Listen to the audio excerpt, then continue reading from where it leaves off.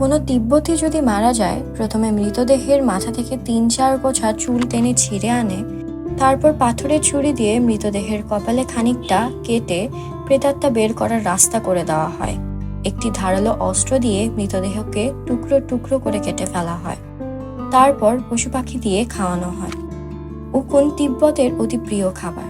ভেড়া, ছাগল ও ঘোড়া পালন তাদের প্রধান জীবিকা।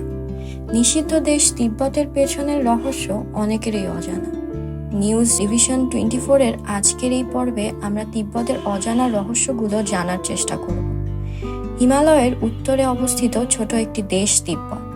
1912 খ্রিস্টাব্দে দালাই লামা কর্তৃক প্রতিষ্ঠিত গণচীনের একটি স্বশাসিত অঞ্চল তিব্বত। তিব্বতের চতুর্থ দিকে বিচ্ছিন্নভাবে ছড়িয়ে ছিটিয়ে আছে অসংখ্য পাহাড় ও গুহা।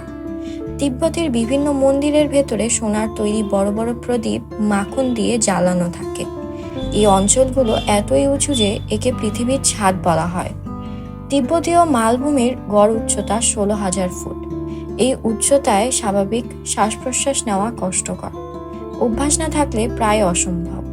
তাদের প্রধান ধর্মগুরু দালাই লামা। বৌদ্ধ সন্ন্যাসীরা তিব্বতে লামা নামে পরিচিত।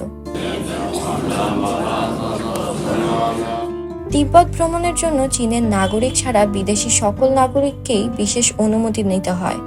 কোনো সাংবাদিক এবং কূটনৈতিক সদস্যকে সেখানে সহজে যেতে দেওয়া হয় না।